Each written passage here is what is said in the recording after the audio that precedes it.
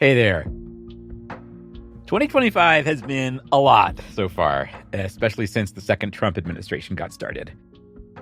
We hear about a lot of sudden moves, a lot of cuts, maybe some reversals in healthcare and everywhere else, with bigger moves maybe still to come.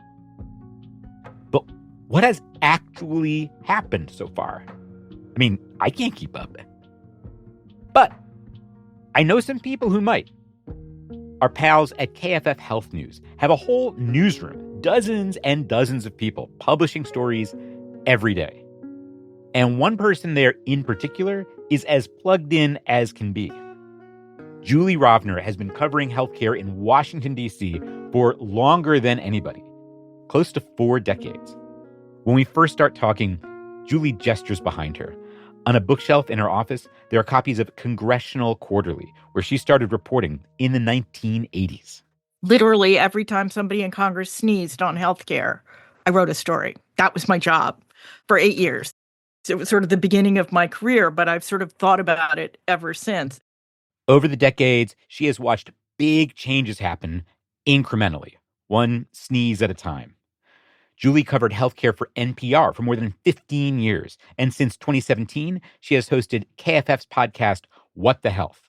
So every week, she convenes a roundtable of top healthcare reporters for a total inside the Beltway nerd fest.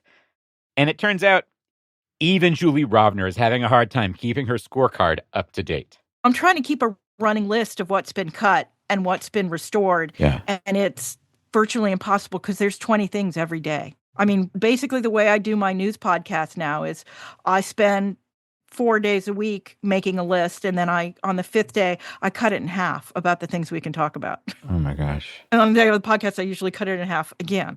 So the scorecard keeps changing too fast.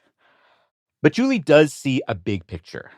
And because she knows all the details, like 4 decades of them, she can help us see it by telling us 2 stories. One is about a teeny part of the healthcare bureaucracy that most of us have never heard of, and which is now one of the too many to keep track of offices that the Trump administration has taken a chainsaw to. And then we'll look at something everybody's heard about, and lots of people are worried about: Medicaid. And Julie's going to show us why that may not be so easy to take apart.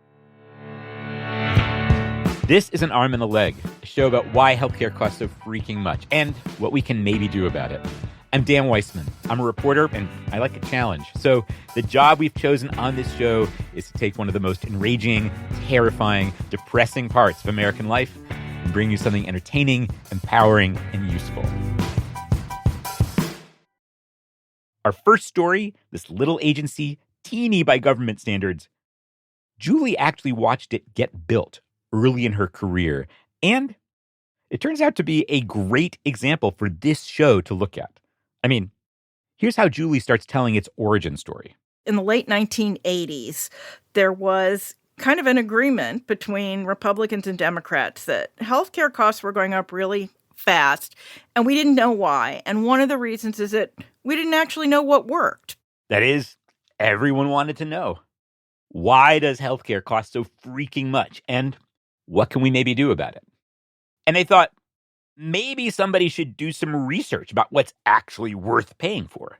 Between Medicare and Medicaid and health benefits for government workers and veterans, the federal government does a lot of the paying. There was a general consensus that if the federal government is spending all of this money on healthcare, they should spend at least a little bit of it trying to figure out what works. And there should be some kind of, referee, like a government agency. And, of course, that agency would need a name. It was originally going to be the Agency for Healthcare Research and Policy, but somebody figured out at the last minute that would make its acronym ACRAP, and they decided that was a bad idea. So they reversed the last 2 bits and called it the Agency for Healthcare Policy and Research. My favorite piece of health policy trivia. What can you tell me about the various sneezes and hiccups and coughs along the way? Oh, well, there was quite a fight in creating ACRAP. Even though the idea had backers among both Democrats and Republicans, they had to deal with constituencies, interest groups, that had turf to protect. There were medical organizations and insurance companies, and they did not want the government dictating how medicine would be practiced. So it was not a done deal. It took a lot of negotiating.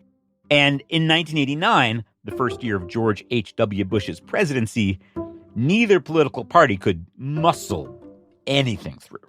Democrats are in charge of Congress. Republicans are in charge of the White House. Hence, anything that's going to happen is going to be bipartisan, unless they're going to try to override a veto. And hint, hint, there were a couple of attempts to override George H.W. Bush vetoes, and they all failed by a couple of votes, mostly on abortion stuff. And there was an NIH bill. Because I remember obscure things like this. I mean, you see why Julie is the person to give us this story, right? So the agency gets created in 1989, and one of its jobs is creating practice guidelines, official federal recommendations about treatments, which ones work, which ones don't. It puts out an awful lot of guidelines, and surprise, some of them were really controversial. Some eye doctors didn't like a guideline on cataracts. The pharma industry hated a guideline that recommended reducing the use of brand new drugs. Then, mid-90s, they come out with one on back pain, on acute back pain. And one of the things this guideline found at looking at all of the evidence is that back surgery doesn't actually work very well for acute back pain. Needless to say, the nation's spine surgeons were not thrilled. That guideline came out in 1994. That November, Republicans scored big majorities in both houses of Congress. Good evening. We begin tonight with the most straightforward reaction we've heard all day to the results of yesterday's midterm election. The Democratic chairman, David Wilhelm, said simply, "We got our butts kicked." Republicans called their promises a contract. Today, we Republicans are signing a contract with America. A contract that required, among other things, big budget cuts. And this little agency ended up on their hit list. They were representing their spine surgeon constituents, and they were ready to just get rid of the whole thing. They tried to just wipe it out in the appropriation bill, and they came very close, but didn't quite. They did cut funding, including the money for creating guidelines. And they didn't forget.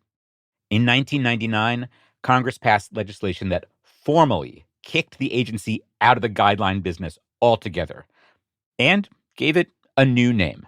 Agency for Healthcare Research and Quality, AHRQ for short. Congress loves to give health agencies new names, even when they're the same agency, because they want to sort of rid it of its baggage from the past. So we've renamed it, gotten it out of the guidelines business, but it is still the main federal agency that looks at the quality of healthcare and how healthcare works. For example, Julie says AHRQ runs the Healthcare Cost and Utilization Project, HUP for short, which keeps track of some pretty important numbers. How many people were in the hospital? For how long? How many of them were kids? How many people got ambulatory surgery? How many hospital readmissions were there? This is that database. And maintaining that database, that's part of AHRQ's job. So it's very small. It's obviously not the NIH or the FDA, but it's the only agency that basically does what it does, which is to say, we spend a fifth of our economy on healthcare. We should try to figure out how well it works. Or rather, it was that agency until now. In March, officials from the Trump administration's Department of Government Efficiency, DOGE for short, held their first meeting with AHRQ's leaders. It was a meeting in person at their office where this was done. Julie's KFF Health News colleague Arthur Allen talked with one of those AHRQ staffers. It was just told, we don't know what you do. We're going to cut you 80 to 90%. Arthur says he found out about the whole thing by following up on a tip in a LinkedIn post. And he says pitching the story wasn't the easiest sell, even at KFF. Everybody was making jokes about it. They were like, yeah, good luck making an interesting story out of this, you know. Good luck explaining what AHRQ does or making it into something anybody would want to read. He did, and they published it. And it led to a new tip. As Arthur reported, AHRQ was getting merged with another office in the Department of Health and Human Services, the Assistant Secretary for Planning and Evaluation. Sources from that office saw his AHRQ story and told him their office was getting cut dramatically too. According to his sources, Between the two agencies, almost 3/4 of the people are gone, including everybody who was involved in calculating the federal poverty line. As the headline for Arthur's follow-up story says, 80 million people qualify for benefits based on that number. It's used by, literally thousands of agencies, private, public, state, local, federal, to decide whether people qualify for benefits. Food stamps, Medicaid, subsidies for childcare, all kinds of things. Yeah, pretty much anything you can think of where there's assistance to lower income people. One of the fired workers told Arthur, quote, "There's literally no one in the government who knows how to calculate the guidelines. And because we're all locked out of our computers, we can't teach anyone how to calculate them," unquote. The guy had been doing it for like 20 years. I'm not sure exactly. He was just thrown out the door and email removed, no way to reach him. He told Arthur using a different methodology would produce different results. If the new calculation didn't fully account for inflation, for one example, some people could end up losing benefits. And there are a lot of other examples. Over years, you're trying to develop the best way to do this. You're trying to hone down and make it as accurate as possible. You develop this sort of Fingerspitzengefühl. You develop this sort of... What's Fingerspitzengefühl? I've never heard that word. Well, it's a German word that means like feeling at the end of your fingers. Ooh. And it means like, just this sort of undefinable ability to do something like that. Like pick a lock. Yeah, right, exactly.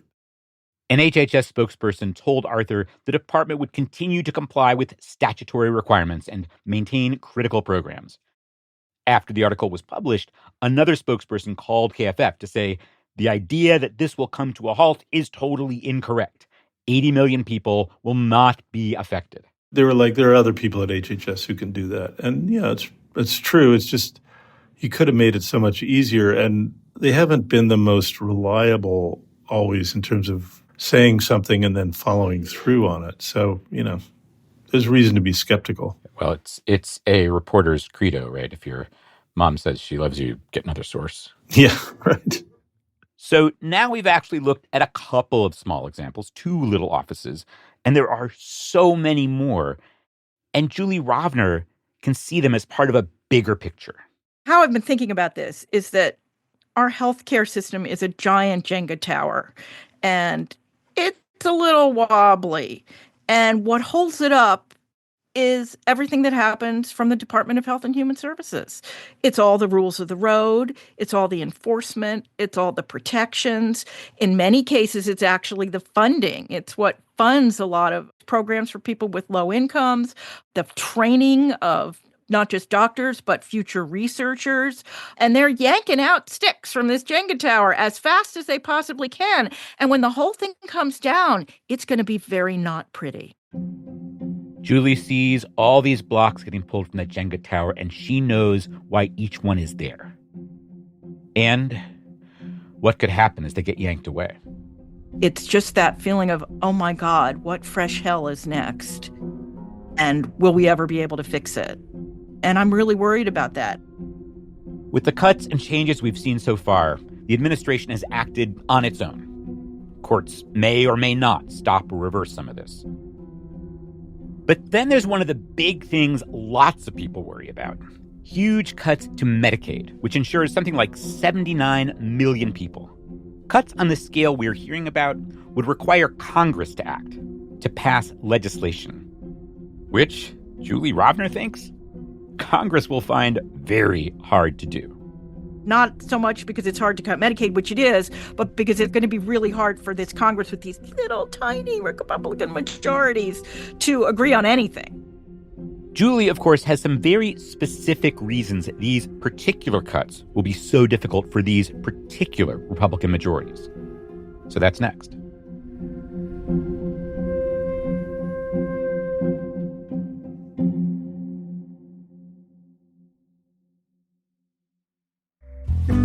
This episode of An Arm and a Leg is produced in partnership with KFF Health News. That's a nonprofit newsroom covering health issues in America. They're journalists like Julie Rovner and Arthur Allen. They do amazing work.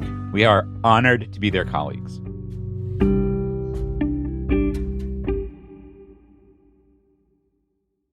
So just to recap, here's why cuts to Medicaid loom so large. Republicans are looking to slash $2 trillion with a T in long-term spending, and Medicaid could be a target. Congressional Republicans have passed a budget framework, basically an outline, with big cuts spread across 10 years. They've assigned committees to find specific cuts, and they've given more than $800 billion in cuts to a committee that doesn't have a lot of other options.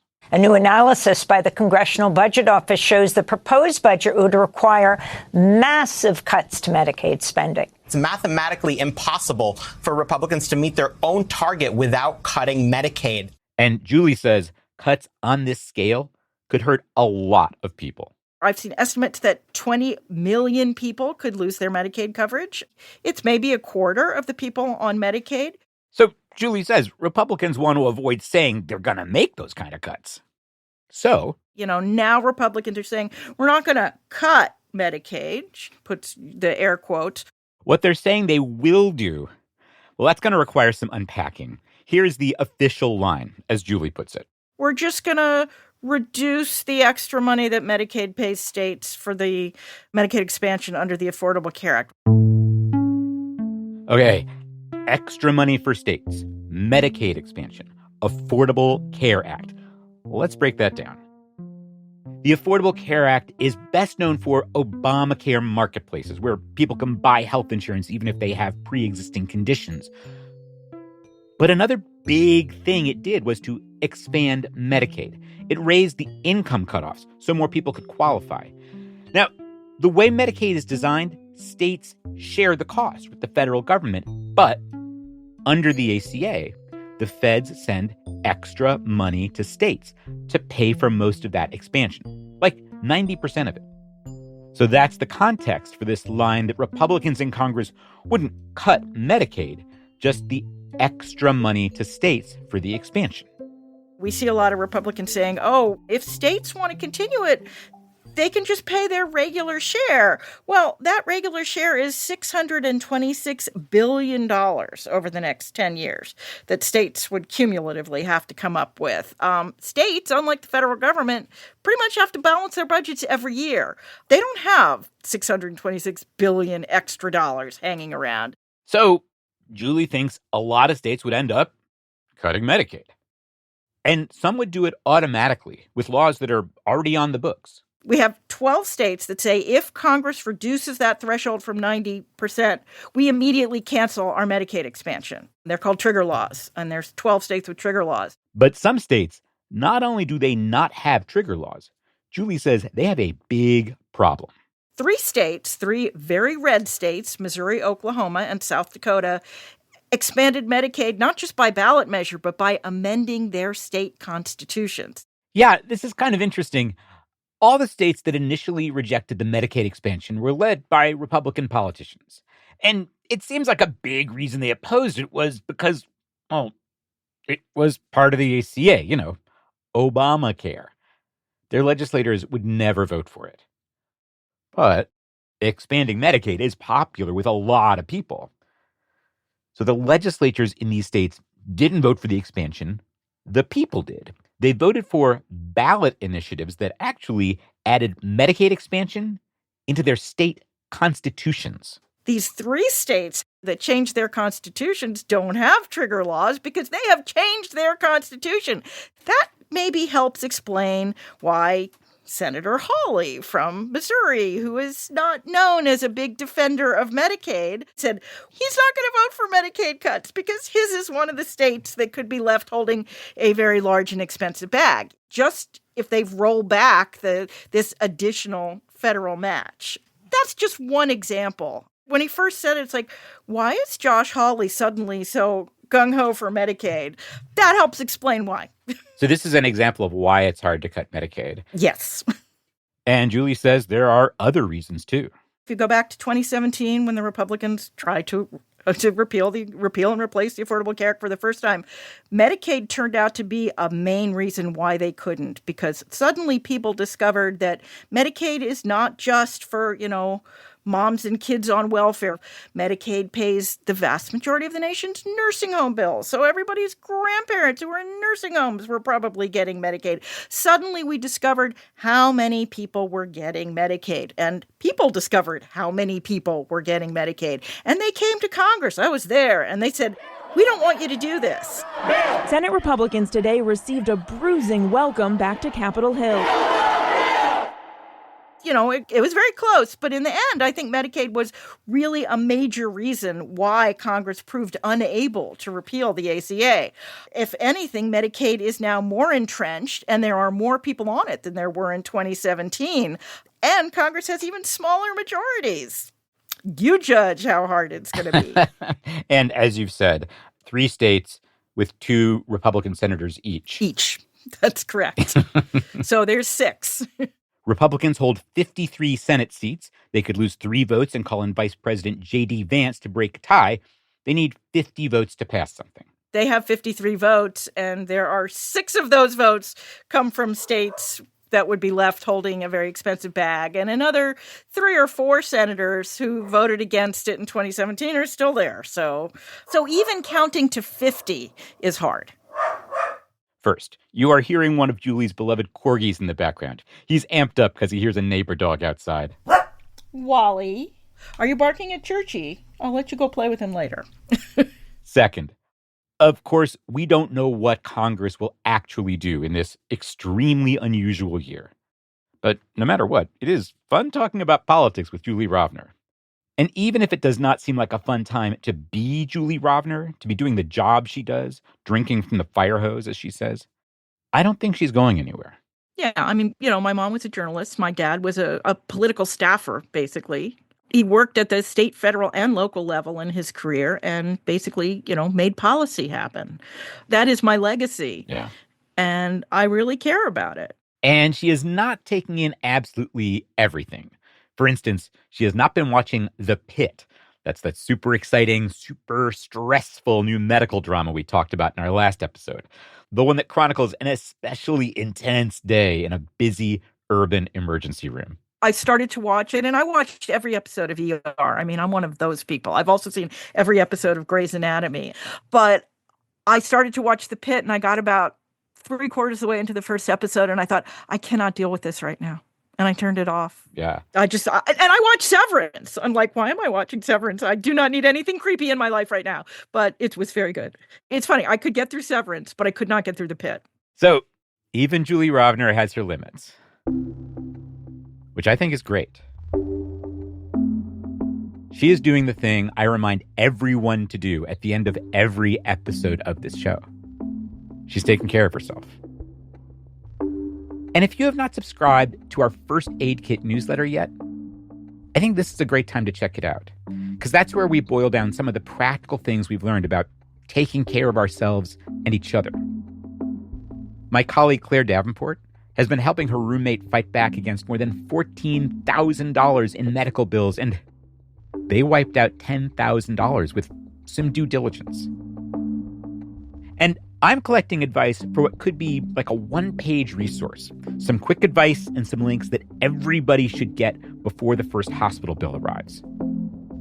You can sign up and you can read everything we've done so far at armandalegshow.com/firstaidkit.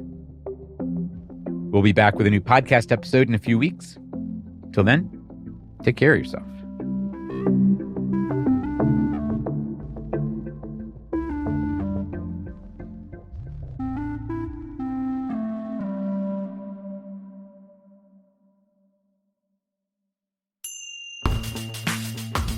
This episode of An Arm and a Leg was produced by me, Dan Weissman, with help from Emily Pisacreta, Claire Davenport, and Zach Dyer of KFF Health News, and edited by Ellen Weiss.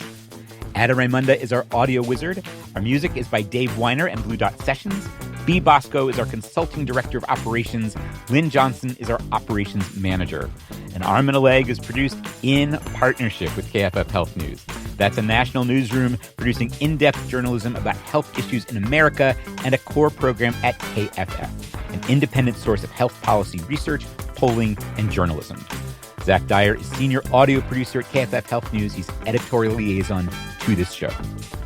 and Arm and a Leg is distributed by KUOW, Seattle's NPR station. And thanks to the Institute for Nonprofit News for serving as our fiscal sponsor. They allow us to accept tax-exempt donations. You can learn more about INN at inn.org. Finally, thank you to everybody who supports this show financially. You can join in anytime at armandalegshow.com/support. Thank you. And thanks for listening.